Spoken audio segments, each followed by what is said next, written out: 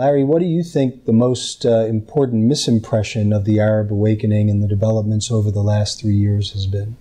One certainly was the idea that this could happen rapidly, that there would be popular revolutions and then a sudden, almost miraculous blossoming of effective democracy in countries that had had a very flattened political landscape as a result of the heavy distorting hand of state ownership, state control over the press, and very stunted and limited political pluralism. So it's going to take a long time for a more organic, authentic spectrum of political parties to emerge and sink roots in the country and represent different constituencies, for diverse groups that don't trust one another, secular versus religious, sectarian divisions, regional divisions, social class divisions, to work out agreements and understandings. So we have to understand that this is going to be a long process. It's not going to be a linear process. And even now, it's not without hope. We are talking at a moment which is a pretty depressing moment in Egypt, with the overthrow a couple months ago of what was a competitively elected government in Egypt, although increasingly a president under Mohamed Morsi, who was violating the spirit of democracy and seemed bent on amassing as much power as quickly as possible and barricading himself and his party in office.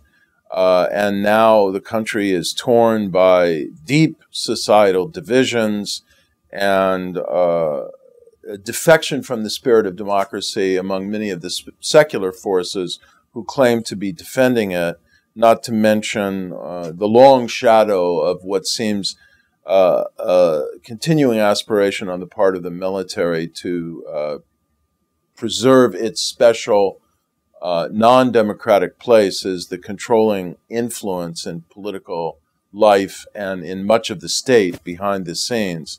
So it looks like a deeply discouraging picture. But I mean, there are elements in Egyptian civil society and political life who sincerely want to see a revival of democracy.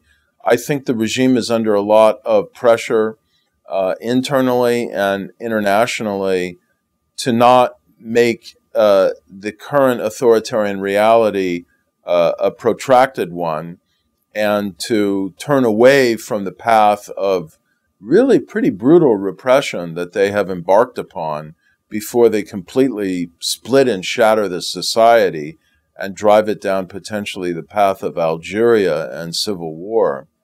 And there's still an experiment unfolding in Tunisia that has had a lot of bumps in the road. And again, it's not a linear process, has some serious divisions, but also has great possibilities.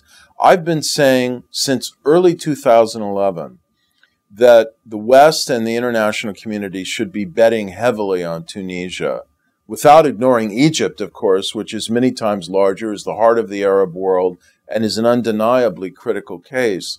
But because Tunisia is small, and because it's a little bit more removed geographically, it's easy to lose sight of how important Tunisia is, because we need desperately a success story in the Arab world, at least one country that we can point to and say, see, that's a democracy. It shows that the Arab world can operate a democracy. It shows that an Arab state with a majority Muslim population can operate a competitive, pluralistic, and free democratic system, you know, as well as countries in the developing world at similar levels of economic development. And then that could become a model and a point of diffusion to other countries and an inspiration, I think, to people elsewhere in the Arab world. So I think it's a critical case. It's still unfolding. It's got some challenges, but it has a lot of opportunities. And I hope that people will embrace it and support it more vigorously than they have been doing recently. I should note as well, there's still a national dialogue conference going on in Yemen. It's a country that's much more challenged in terms of the depth of its divisions, poverty, ecological challenges, and so on.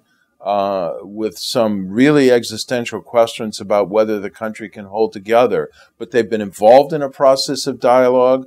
A very creative and energetic UN mission has been there supporting and trying to facilitate it. So we shouldn't write off the possibilities for national reconciliation and compromise, giving rise to the birth of some kind of democratic constitutional process in Yemen that could pull it away from the brink of large-scale national conflict and return it to a path of peaceful and incremental political reform and change. And end on a hopeful note with Yemen and Tunisia. Larry Diamond, thank you very much. Thanks, Chris.